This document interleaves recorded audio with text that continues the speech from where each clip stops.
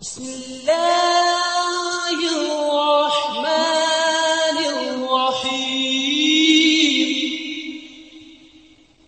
इन्नल्हम्दुलिल्लाह वस्सलातु वस्सलामु अला रसूलिल्लाहि अम्मा बाद फ़अऊज़ु बिल्लाहि मिनश शैतानिर रजीम।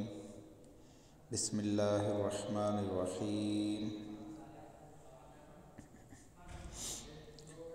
या अय्युहल्लज़ीना आमनू इन्न कसीरम मिनल अहबारि वर रुहबानी ला यअकुलूना अमवालन नासि बिल बातिल व यसुद्दूना अन सबीलिल्लाह वयसुद्दूना अन सबीलिल्लाहि वल्लज़ीना यकनिज़ूना अज़्ज़हब वल फ़िज़्ज़ता वला युनफ़िक़ूनहा फ़ी सबीलिल्लाहि फ़बश्शिरहुम बिअज़ाबिन अलीम। वक़ाल अल्लाहु तआला फ़ी मक़ामिन आख़र वलम्मा जाअहुम रसूलुम मिन इंदिल्लाहि मुसद्दिक़न लिमा मअहुम नबज़ फ़रीक़ुम मिनल्लज़ीना ऊतुल किताब किताबल्लाहि वराअ ज़ुहूरिहिम कअन्नहुम ला यअलमून वत्तबअू मा तत्लु शयातीनु अला मुल्कि सुलैमान वमा कफ़र सुलैमान वलाकिन्न शयातीन कफ़रू युअल्लिमून अन्नास अस्सिह्र।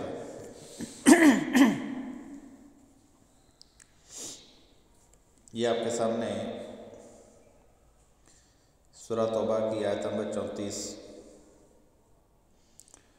और सूरह बकरा की आयत नंबर 1 और आयत नंबर 2 का कुछ हिस्सा तिलावत किया है।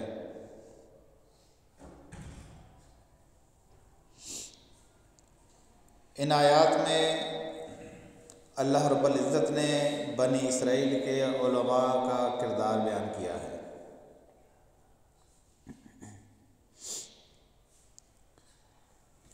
बनी इसराइल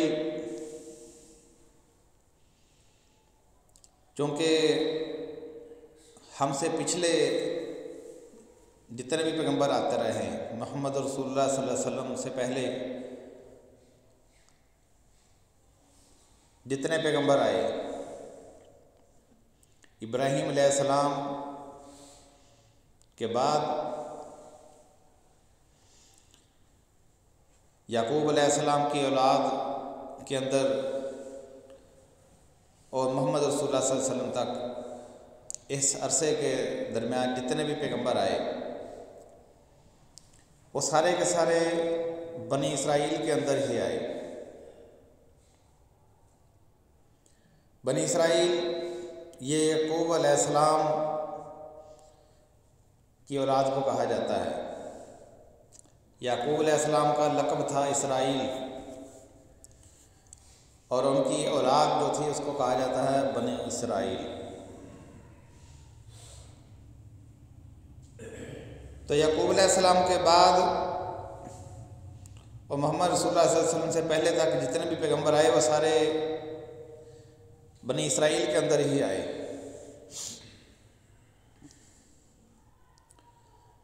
क्योंकि इनकी तारीख ढकी छुपी नहीं थी,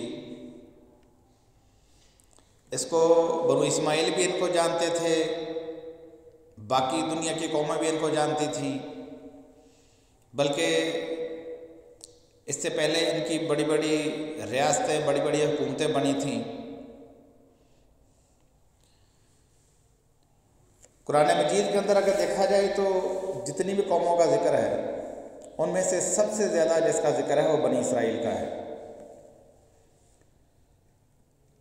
इनका जिक्र करने का मकसद, इनके पैगंबरों का जिक्र करने का मकसद और इनके जो अच्छे लोग थे उनका जिक्र करने का मकसद और इनके बुरे लोगों के जिक्र करने का मकसद ये है ताकि इस आखिरी किताब कुरान मजीद को पढ़ने वाली जो भी कौम होगी, ये जो उम्मत है, ये इनसे सबक सीखे, इनसे इबरत हासिल करे कि जब जब बनी इसराइल राह रास्त के ऊपर रही है, हदायत के ऊपर रही है, अल्लाह ताला ने इनको दुनिया के ऊपर भी गलबा दिया। सारी बरकतें इनके लिए अल्लाह ताला ने नाज़िल कर दी। और जब जब ये अल्लाह के नाशुक्रे बने हैं, अल्लाह के बागी बने हैं, तो अल्लाह ताला ने इनको दुनिया के अंदर भी रुसवा किया। आखिरत का अज़ाब तो है, लेकिन दुनिया के अंदर भी रुसवा किया। इनके ऊपर फ़िरौन जैसे बादशाह मुसल्लत कर दिए, बख्त नसर जैसे बड़े बड़े आमिर इनके ऊपर मुसल्लत किए, जिन्होंने इनकी बस्तियों को तराज कर दिया, तबाह बर्बाद कर दिया, इनको घर से बेघर कर दिया, इनकी औरतों बच्चों को लौंडी गुलाम बना लिया।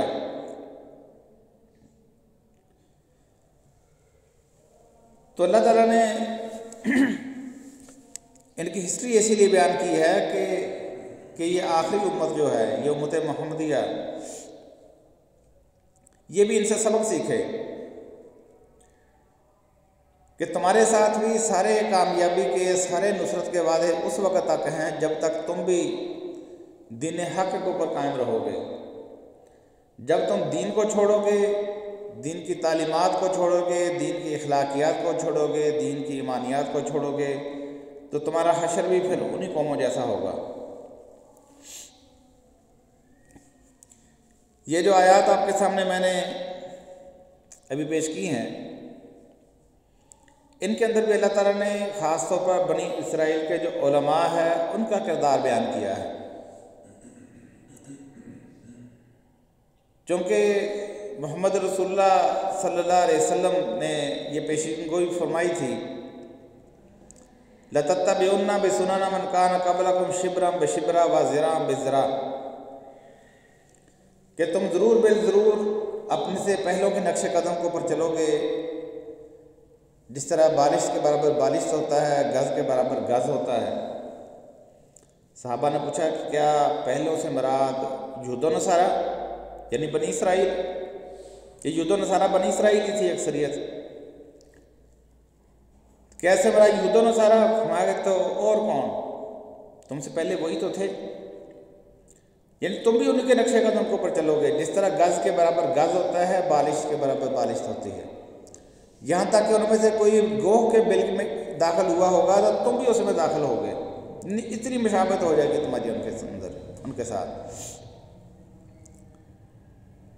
तो अब अल्लाह ताला ने अपनी किताब के अंदर सहाबा कराम को मुतरब्बे करने के लिए यह आयत नाज़िल फरमाई, या अय्युहल्लज़ीना आमनू इन्ना कसीरम मिनल अहबारी वर रुहबानी ला याकुलूना अमवालन नासि बिल बातिल व यसुद्दूना अन सबीलिल्लाह।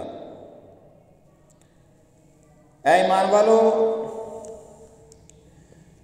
इन बहुत सारे उलमा,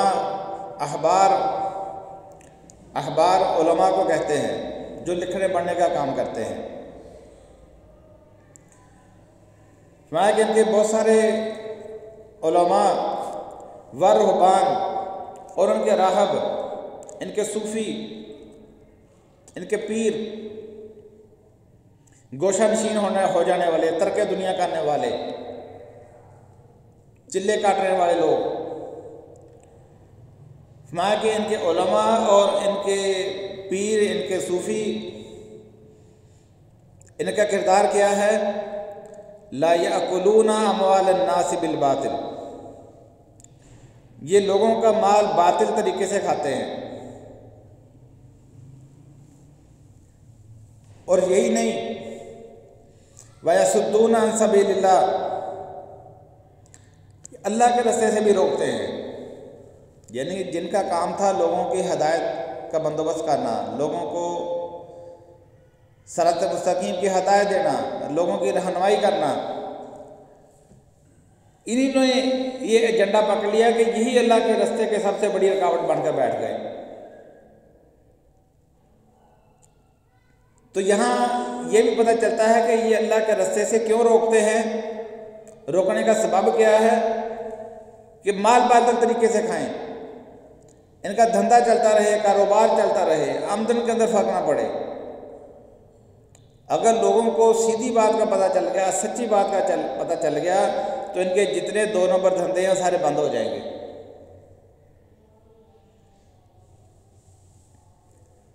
वल्लज़ीना यकनिज़ून ज़हब वल फ़िज़्ज़ा, और फरमाया कि वो लोग जो सोना और चांदी जमा करते हैं, वला युनफ़िकूनहा फ़ी सबीलिल्लाह, और फिर उसको अल्लाह की राह में खर्च नहीं करते, फ़बश्शिरहुम बिअज़ाबिन अलीम, इनके लिए दर्दनाक अजाब की खुशखबरी है, वो सुना दीजिए। यानी ये बातिल तरीके से जो माल कमाने वाले हैं, इनका सबसे बड़ा, यानी ये जुर्म तो है अल्लाह के रास्ते से रोकते हैं, दूसरा जुर्म ये भी है कि ये जो इनके पास माल आता है, माल उसको अल्लाह की राह में खर्च भी नहीं करते, उसको जमा कर करके रखते हैं। यानी ये पीर और मौलवी ये कभी भी ज़कात नहीं निकालेगा, बल्कि आप देखेंगे कि इनकी अक्सरियत कुर्बानी तक नहीं करेगी। हालांकि आप ये देखें कि ये बनी इसराइल के उलमा की बात आ रही है यहाँ पे, लेकिन अल्लाह के नबी अलैहि सलाम ने बताया था कि मेरी उम्मत भी वही काम करेगी। लाज़मी बात है, जब इस उम्मत के अंदर भी अहबार और रुहबान पैदा हो जाएंगे तो किरदार तो कैरेक्टर तो एक जैसा हो ही जाएगा। फिर तो उनके उलमा जो थे वो भी ज़कात नहीं देते थे, वो भी सदका नहीं करते थे, बल्कि वो तो गरीब से गरीब बंदे से भी देखते थे कि ये क्या हदिया लेके आया है, क्या नजराना लेके आया है। तो हमारे यहाँ भी आपको ये नजर आता है कि मौलवी चाहे गरीब का जनाजा पढ़ाए चाहे अमीर का जनाजा पढ़ाए, जनाजा पढ़ाने के बाद देखता है कि मेरी जेब में क्या डाला है इसने। हालांकि उसकी अपनी तनख्वाह फिक्स रखी होती है लोगों ने, इन्हीं लोगों ने मिलकर चंदा डालकर उसकी तनख्वाह भी रखी है। इसके बावजूद जनाजा पढ़ाकर देखता है कि इसने मेरी जेब में क्या डाला है। फिर उसके बाद मजीद कमाई के लिए कुल शरीफ का ख़त्म शरीफ बना लिया। जो कुल शरीफ का ख़त्म शरीफ नहीं दिलाते वो इसाले सवाब के लिए दुआ करने के बहाने वो भी लोगों को इकट्ठा कर लेते हैं चंदा, फिर वहाँ पे, यानी जो दुआ है वो मौलवी के बगैर मांगी नहीं जा रही। अल्लाह मौलवी के अलावा किसी और की दुआ को कबूल ही नहीं कर रहा। क्यों? लोगों को तसव्वुर ही ये दिया है कि मौलवी दुआ करेगा तो कबूल होगी। और ज़ाहिर है कि मौलवी को, जब मौलवी को दुआ के लिए बुलाएंगे वो कहते हैं मेरा तो वक्त लगता है, मैं तो सबको छोड़ के आपके लिए आया हूँ। फिर उसके लिए फिर नजराना चाहिए, फिर दुआ करने के लिए जो हजूम इकट्ठा करना है उनके भी खाने पीने का बंदोबस्त चाहिए, फ्रूट चाहिए, खाना चाहिए उनके लिए भी। वो कहते हैं खाने के बगैर कोई ना जाए। यानी एक बुराई की जब आप बुनियाद रखते हैं तो बुराइयों का पूरा खानदान इकट्ठा हो जाता है। फिर बिदात भी आ जाती हैं, सारी बातें रसूमात भी आ जाती हैं, फिर वहाँ शिरकिया काम भी शुरू हो जाते हैं, हर काम शुरू हो जाता है।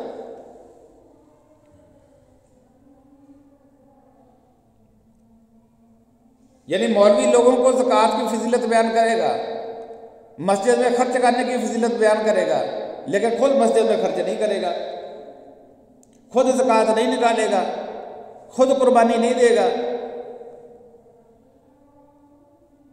फिर जो साल से नस्ल दर नस्ल जो कंसेप्ट लोगों के बने हैं, अगर किसी मौलवी के अंदर कोई जज्बा आ ही जाए कि मैं भी कुर्बानी कर दूं, तो लोग भी हैरान होकर पूछते कि मौलवी साहब आपको कुर्बानी की क्या ज़रूरत है, हम मर गए हैं कोई, आपको कुर्बानी की क्या ज़रूरत है। अगर यहाँ तक उम्रा भी करेंगे वो भी लोगों के पल्ले से, हज करेंगे वो भी लोगों के पल्ले से,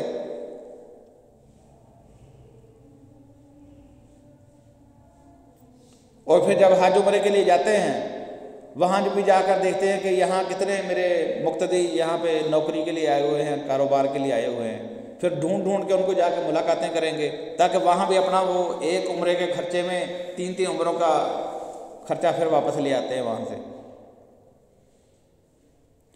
तो भाई ये अल्लाह ताला ने जो पीर और मौलवी का किरदार बयान किया है, आयतें तो यहूद व नसारा के लिए हैं, लेकिन अल्लाह के नबी ने फरमाया तुम भी उनकी नक्शे कदम पे चलोगे। तो आज आप देखेंगे वही सारा वही किरदार है। अल्लाह ताला ने उनके बारे में फरमाया था युमिनूना बिजिब्ति व तागूत, ये जिब्त के ऊपर और तागूत के ऊपर ईमान रखते हैं। जिब्त क्या था? यही तवीज़ धागे, टूने टोटके, सिफली अमलियात, चिल्ले वजीफ़े, शैतानों और बदरूहों से मदद लेने के जो मुख्तलिफ तरीके हैं। मैं कि ये क्या कहते हैं, युमिनूना बिजिब्ति व तागूत, ये जिब्त के ऊपर और शैतान के ऊपर ईमान रखते हैं। इनका नज़रिया ये है कि शैतान हमारी मदद करते हैं। इनका नज़रिया ये है कि ये बदरूहें और ये मुख्तलिफ जो चीज़ें हैं वो हमारा साथ देती हैं। जब इनका अपना ईमान इन चीज़ों के ऊपर होगा तो लाजमी बात है फिर लोगों को भी यूँ ही रहनुमाई करेंगे।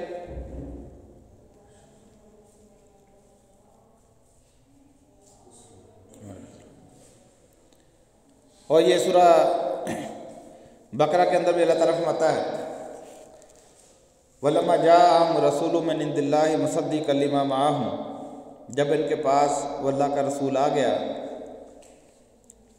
अल्लाह की तरफ से इनके पास जो कुछ है उसकी तस्दीक करते हुए वो रसूल आ गया।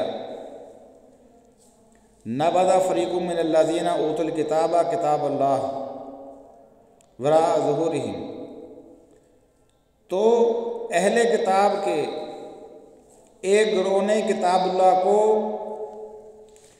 इस तरह पसे पुष्ट डाल दिया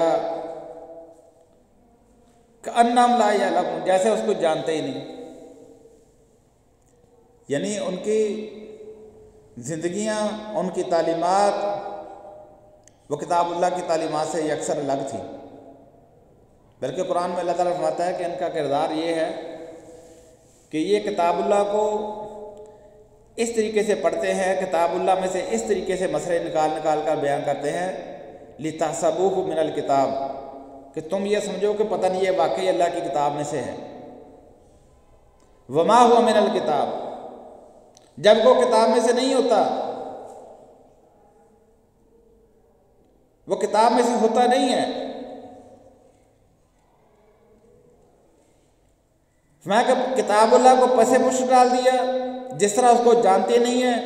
वत्तबऊ मा ततलु शयातीन अला मुल्की सुलेमान, और किताबुल्लाह को छोड़कर उन चीज़ों के पीछे पड़ गए, उन उलूम के पीछे पड़ गए जिसको शयातीन जो थे सुलेमान अलैहिस्सलाम की सल्तनत का नाम लेके पेश करते थे। वो कहते थे कि ये हमारे पास सुलेमानी जादू है, जिस जादू के साथ सुलेमान अलैहिस्सलाम की सल्तनत कायम थी, जिस इल्म के साथ सुलेमान अलैहिस्सलाम ने जिन्नात को काबू किया था, वो इल्म हमारे पास है। हमारे पास सुलेमानी अंगूठी है, हमारे पास सुलेमानी टोपी है, हमारे पास सुलेमानी तश्तरी है।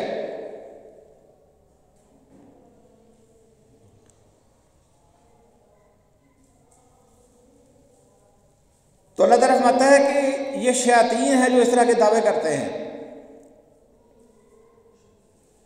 वमा कफर सुलेमान, हालांकि सुलेमान अलैहिस्सलाम ने तो कभी कुफर ही नहीं किया था।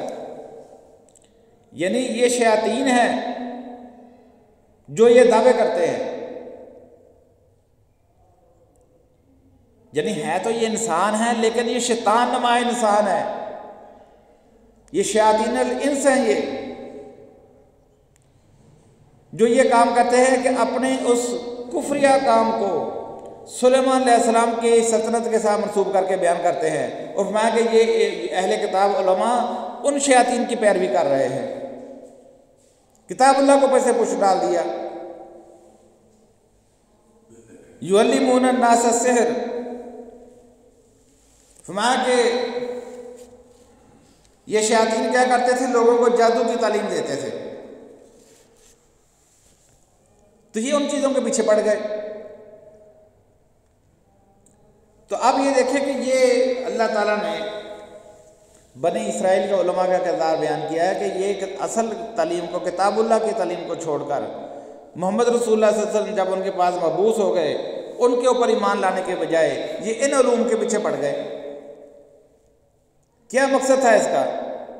मकसद वही जो सूरह तौबा में अल्लाह ने बयान फरमाया है, ला याकुलूना अमवालन नास बिल बातिल, ताकि लोगों का माल बातिल तरीके से खाएं। माल बातिल तरीके से खाने के लिए ये धंधा शुरू किया।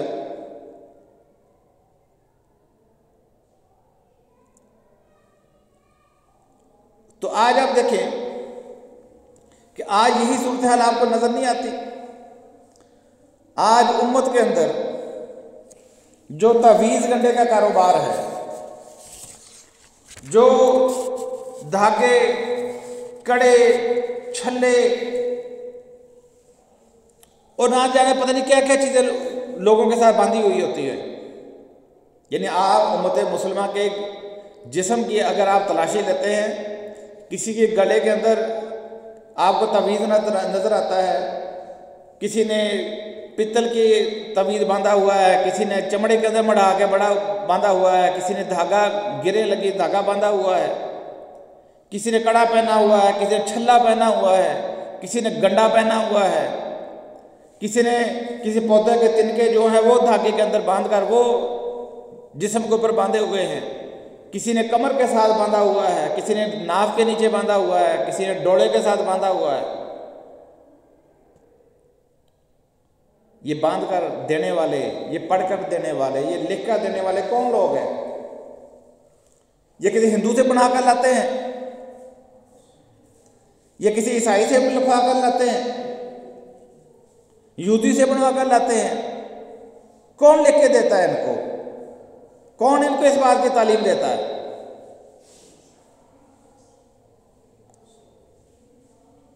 ये वही देते हैं जिन्होंने इनको मना करना था, जिन्होंने इनके सामने कुरान और सुन्नत की रोशनी में दीन, इस अल्लाह सच्चा दीन पेश करना था, असली दीन पेश करना था, वो ये काम कर रहा है। अब देखेंगे रसूलुल्लाह सल्लल्लाहु अलैहि वसल्लम की इसके बारे में क्या तालीमात हैं।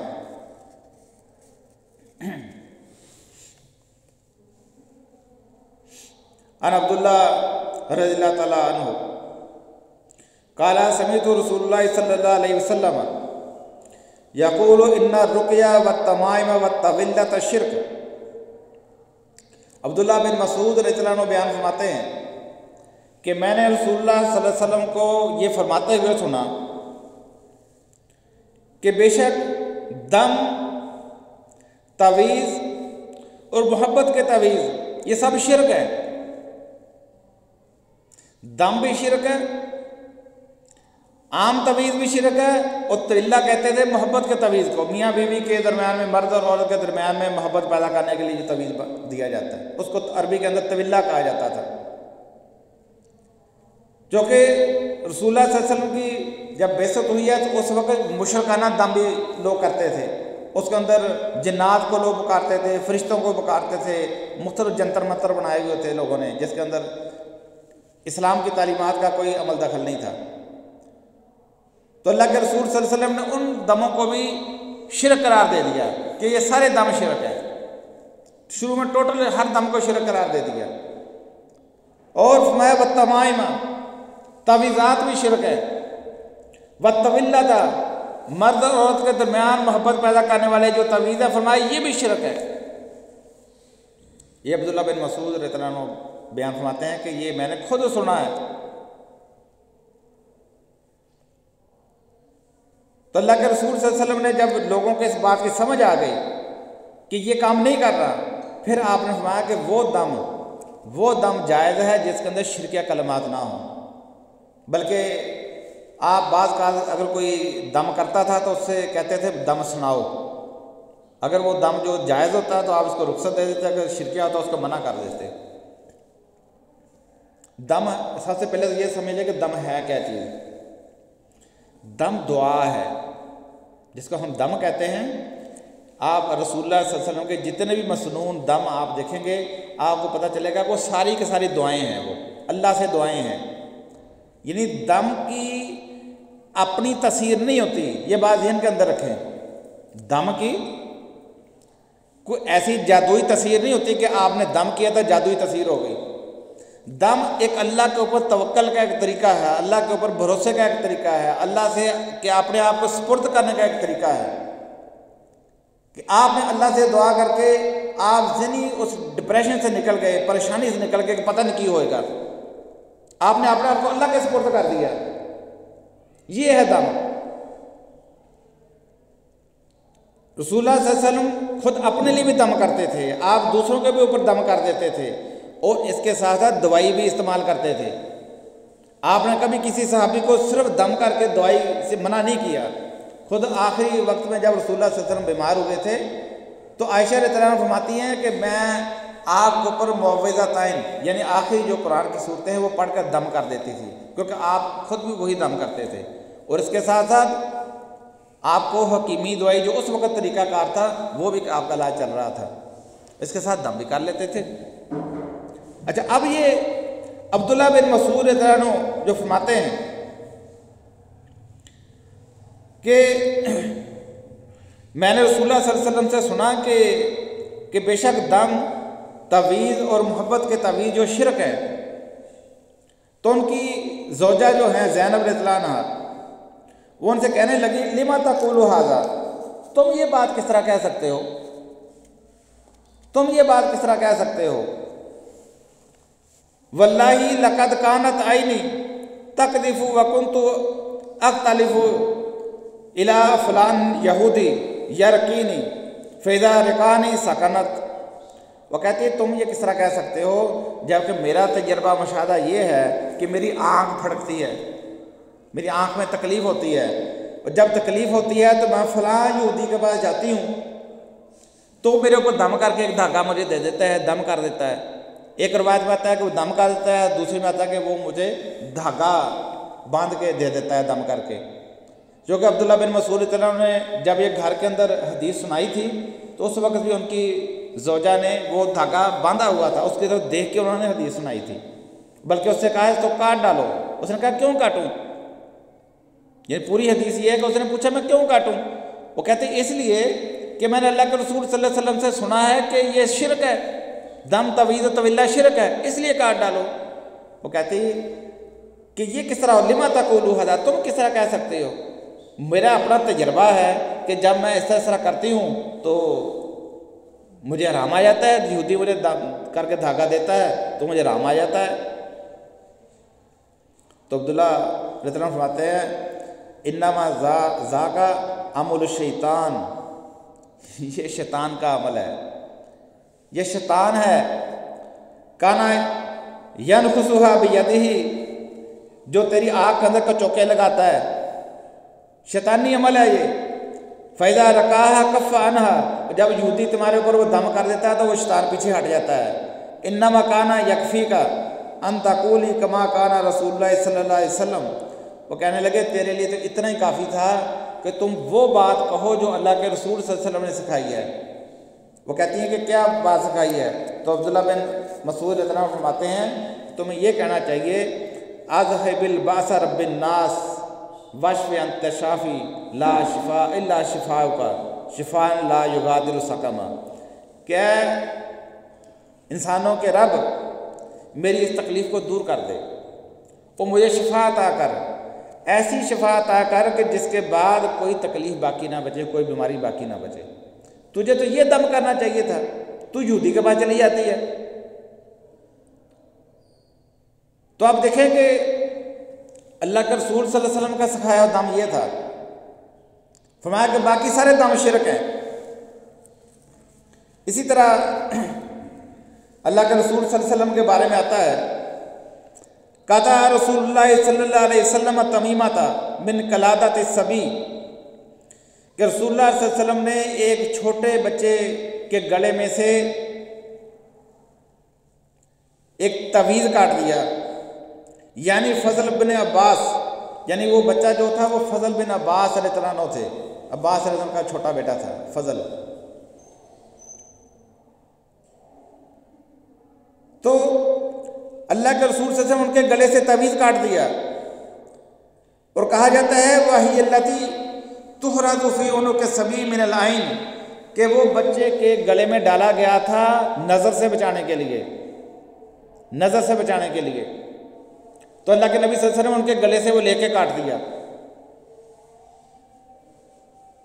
आयशा रज़ियल्लाहु के पास छोटे बच्चे लाए जाते थे, जिस तरह गुड़ती दिलाने के लिए या किसी भी वजह से बच्चे लाए जाते, तो उनके पास एक बच्चा लाया गया। तो उन्होंने जब उसका तकिया सीधा किया, बिस्तर उसका सीधा किया, तो देखा तो नीचे से उसके तकिए के नीचे उस तरह निकला। तो आयशा रज़ियल्लाहु ने उठाया, पकड़ के दूर फेंक दिया। उनसे पूछा कि ये क्या है? वो कहने लगे, घर वाले कहने लगे ये जिन्नात से बचाने के लिए है। उन्होंने उठा के उसको दूर फेंक दिया। फरमाया कि अल्लाह के नबी सल्लल्लाहु अलैहि वसल्लम इन चीज़ों से कराहत करते थे, नफरत करते थे, मना करते थे इन चीज़ों से।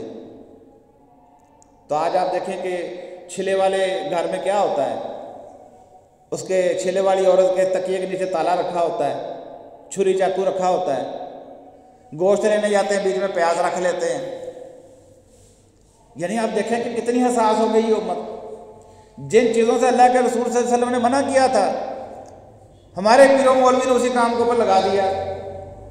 मोहब्बत का तवीज़ भी लिख लिख के दे रहे हैं, बीमारियों के तवीज़ भी लिख लिख के दे रहे हैं,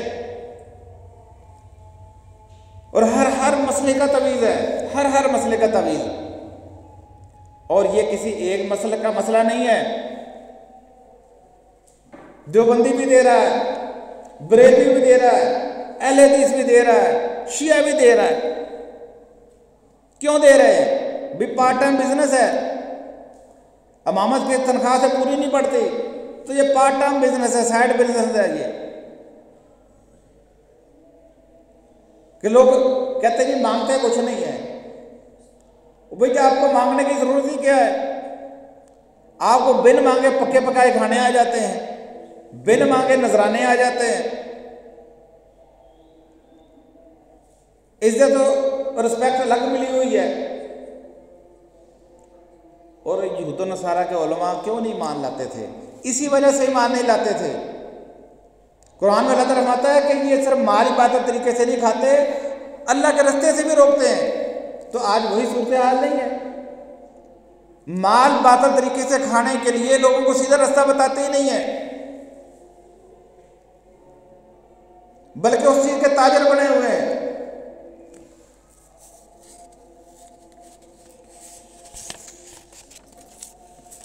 इसी तरह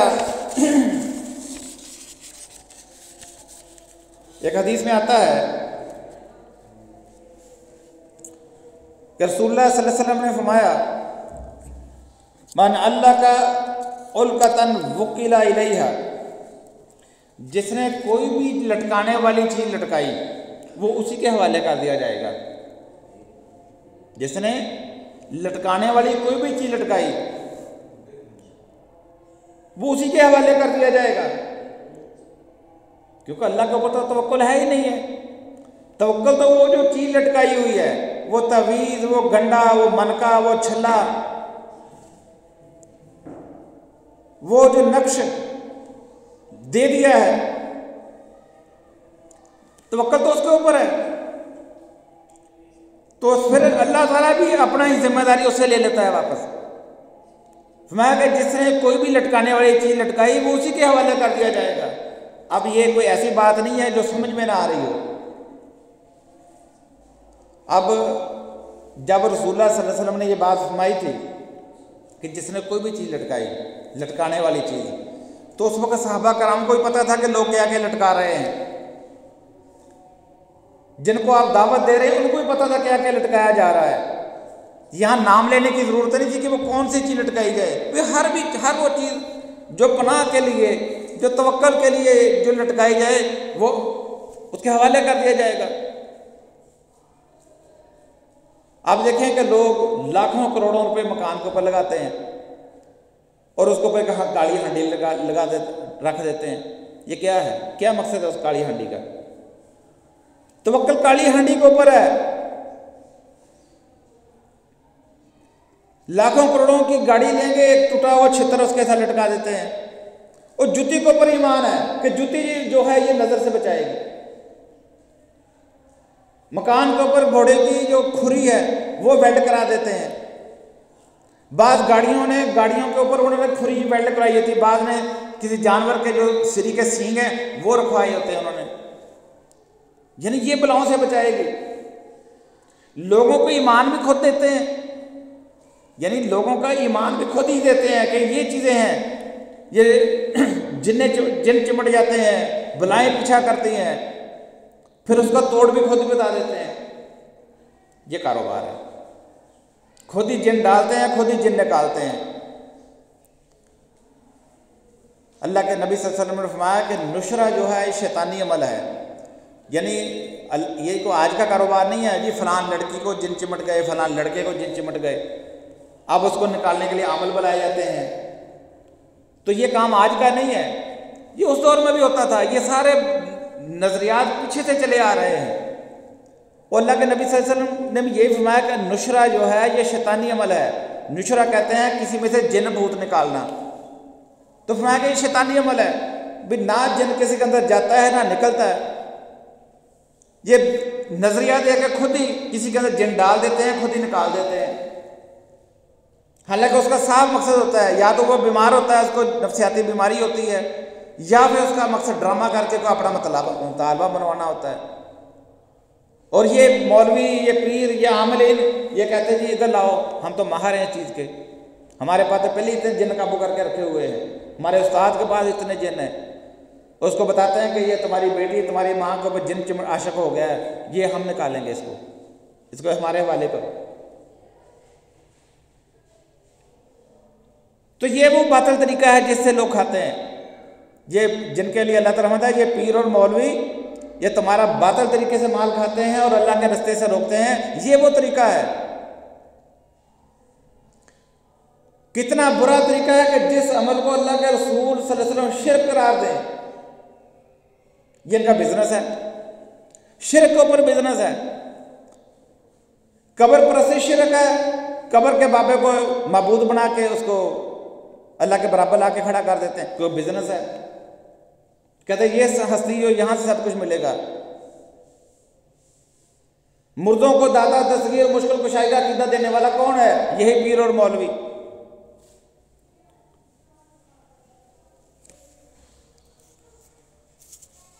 इसी तरह एक हदीस के अंदर आता है,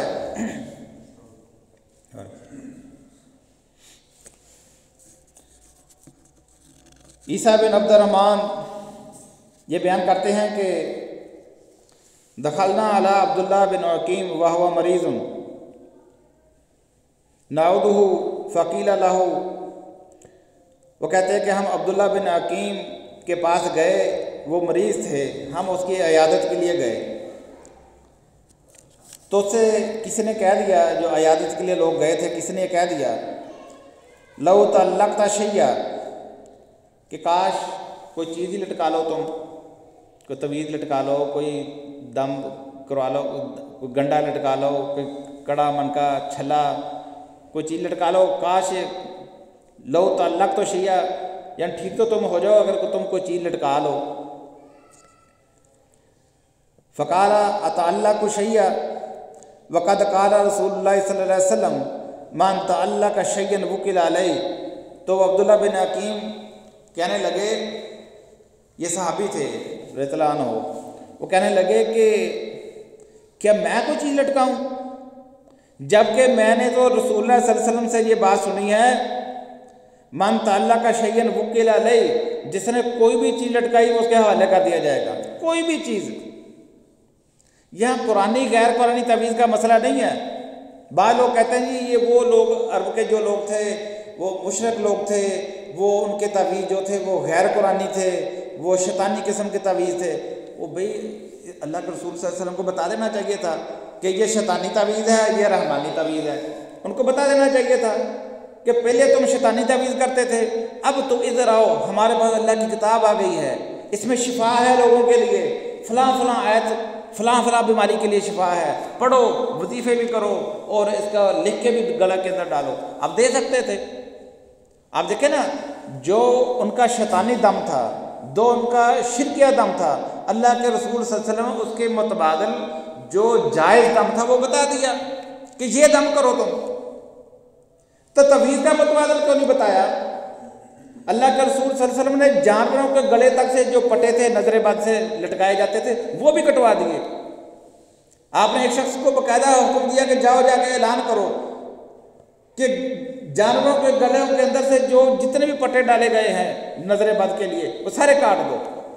आपने तो जानवरों के गले तक से पट्टे उतरवा दिए, तो आपको चाहिए था ना उसका मुतबादल इस्लामी तवीज़ दे देते, कुरान और हदीस के मबनी तवीज़ दे देते, साहबा को बताते कि आइंदा फ़लाँ फ़लाँ आयत तवीज़ के अंदर लिखनी है। आपने कोई आयत नहीं ऐसी बताई। इतना बड़ा कुरान है, कुरान के अंदर लिखा हुआ कि इसमें शिफा है, इसके बावजूद आपने नहीं बताया कि फ़लाँ आयत जो है फ़लाँ बीमारी के लिए शिफा है। आपने कोई तालीम नहीं दी ऐसी। वो जो आखिरी जो सूरतें हैं सूरह फलक और नास, वो तो दुआएं हैं, वो पूरी की पूरी सूरतें दुआएं हैं, अल्लाह से दुआएं हैं। कुल आऊज़ु बिरब्बिल फलक, कहो कि मैं सुबह के रब की पनाह में आता हूँ। कुल आऊज़ु बिरब्बिन नास, कहो कि मैं इंसानों के रब की पनाह में आता हूँ। देखो आगाज़ कहाँ से हो रहा है और आखिर तक दुआएं हैं। वो तो दुआएं हैं, दुआ की जा सकती है, लेकिन उस दुआ को कोई लिख के तवीज़ बना के गले में डाल ले, उसके आदाद, अब आदाद निकाले जाते हैं जी, ये कुरानी आदाद है। ये कितना बड़ा फ्रॉड है, ये कुरान के आदाद हैं। फिर ये तवीज़ का ये व्यापारी जो हैं कभी किसी को ये नहीं कहेंगे कि भाई देखो कहते हैं कुरानी तवीज़ जायज़ है। कभी इन्होंने किसी से कहा कि भाई ये जो तुमने गले में तवीज़ पहना हुआ है ये कुरानी है कि गैर कुरानी है? कभी खोला, कभी खोल के चेक करवाया किसी का? कभी नहीं चेक करवाएंगे। फिर अगर कुरानी तवीज़ जायज़ है, पहले तो बात है कि कुरान हदीस में ऐसी कोई तालीम नहीं। अगर जायज़ है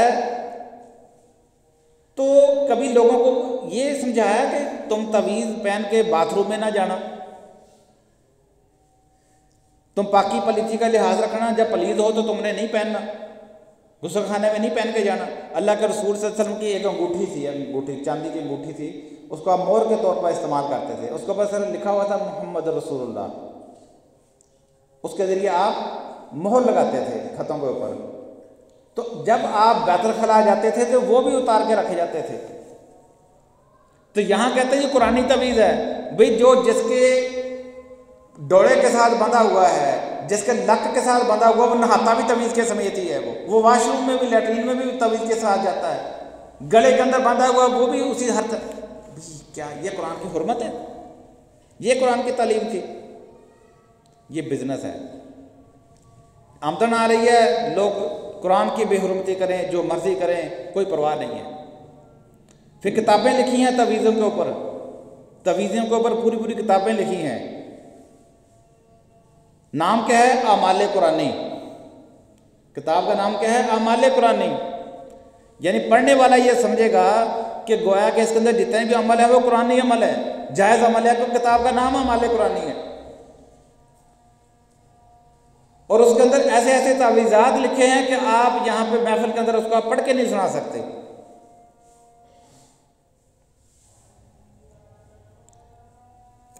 तो सहाबी बयान करते हैं कि रसूलुल्लाह सल्लल्लाहु अलैहि वसल्लम ने फरमाया कि जिसने कोई भी चीज़ लटकाई वो उसी के हवाले कर दिया जाएगा।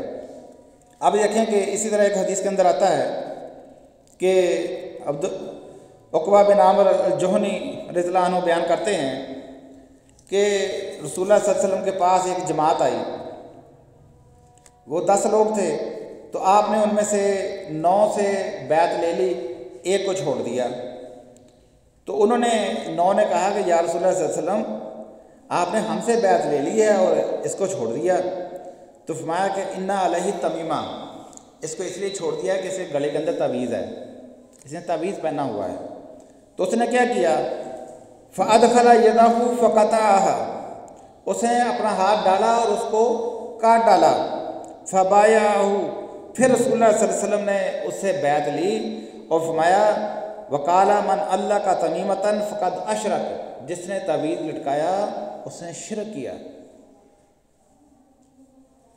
इतनी बड़ी बात है। आपने उससे ये नहीं पूछा कि भाई ये जो तुमने तवीज़ पहना हुआ है इसमें कोई कुरान की आयतें तो नहीं है, इसमें अस्माए हुस्ना तो नहीं लिखे हुए, इसमें कहीं तौरात और इंजील की कोई आयत तो नहीं लिखी हुई? आपने कुछ भी नहीं पूछा। आपने फरमाया कि मन अल्लाह का तमीमतन फ़क़द अशरक, जिसने भी तवीज़ लटकाया उसने शिरक किया, कोई भी तवीज़ हो। इसी तरह इमाम अबू हनीफा के उस्ताद हैं वकी, ये ताबी हैं, वो कहते हैं कि कानू यकरिहून तमाइमा कुल्लहा मिनल कुरान व गैरिल कुरान। वो कहते हैं कि तमाम ताबीन, तमाम सहाबा कराम वो हर तरह के तावीज़ से नफ़रत करते थे, चाहे वो कुरान में से हो या कुरान से बाहर से हो। ये सहाबा कराम का अमल था।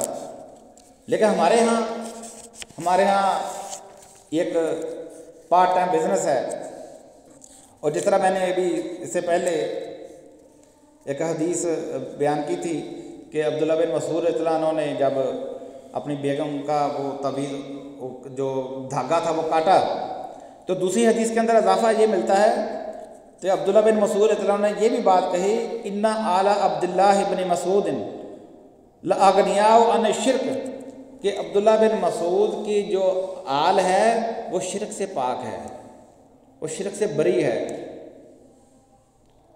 हम शिरक करने के लिए नहीं ईमान लाए। तो यानी ये उनका कराहत का ये अंदाज था शिरक से। इसी तरह एक हदीस के अंदर आता है कि इमरान बिन हुसैन रज़ियल्लाहु अन्हु फरमाते हैं कि उन्होंने एक शख्स के हाथ के अंदर एक कड़ा देखा। उसने कहा कि ये क्या है? उसने कहा जी ये मेरा हाथ कमज़ोर है, वाहना की बीमारी है, तो लिहाजा मैंने उसके लिए पहना है।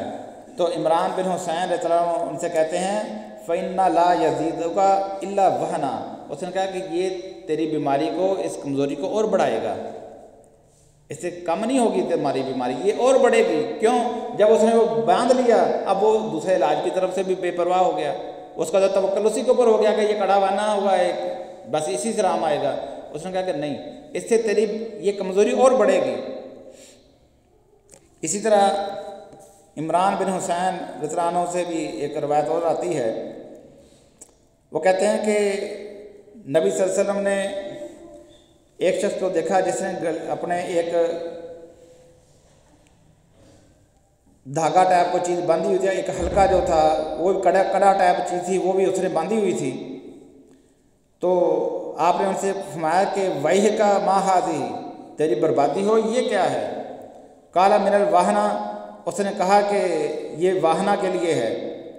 तो वो इमरान बिन हुसैन जो हैं वो उनसे कहते हैं कि देखो इन्ना ला यज़ीदुका इल्ला वहनन, लिहाजा ये जो कड़ा तुमने पहना हुआ है ये तेरी इस कमज़ोरी के अंदर ही इजाफा करेगा। अम बिज़हा अनका, इसको उतार दे। फ़इन्ना का लौ मित्ता वहिया अलैका मफ़लहता अबदा, और याद रखना कि अगर तू इसी हालत में मर गया तो ये कड़ा तेरे साथ ही हुआ, मफ़लहता अबदा, तू कभी फलाह नहीं पाएगा, कामयाब नहीं हो सकेगा फिर। तो ये आप देखें कि सहाबा कराम की ये तरबियत हुई थी। ये अल्लाह के रसूल सल्लल्लाहु अलैहि वसल्लम की इतनी अहादीस हैं आपके सामने, और दूसरी तरफ हमारे ये अहबार और रहबान, पीर और मौलवी, जिनका बिज़नेस ये है कि जिनके बारे में अल्लाह ताला ने 1400 साल पहले बताया, हालांकि आयत यहूद व नसारा के लिए है, लेकिन आज हमारे उलमा और पीर उन्हीं रवश के ऊपर जब चल पड़े तो इतलाक़ इनके ऊपर भी होगा उसी तरीके से। अल्लाह ताला ने उस वक़्त फरमाया था या अय्युहल्लज़ीना आमनू इन्ना कसीरन मिनल अहबारी व रुहबानी ला याकुलूना अमवालन नासि बिल बातिल व यसुद्दूना अन सबीलिल्लाह। ऐ ईमान वालो, इन पीरों और मौलवियों की अक्सरियत का हाल ये है कि ये लोगों का माल बातिल तरीके से खाते हैं और इसी के ऊपर बस नहीं करते बल्कि अल्लाह के रास्ते से भी रोकते हैं। तो आज ये नक्शा आपके सामने है। अल्लाह ताला से दुआ है कि अल्लाह ताला हमें सही मानों में अपनी किताब को पढ़ने, समझने, इसके ऊपर अमल की तौफीक अता फरमाए, हर फितने से बचाए। वक़ुल क़ौली हाज़ा अस्तग़फ़िरुल्लाह ली व लकुम व लिसाइरिल मुमिनीना वल मुस्लिमीन वल मुस्लिमात।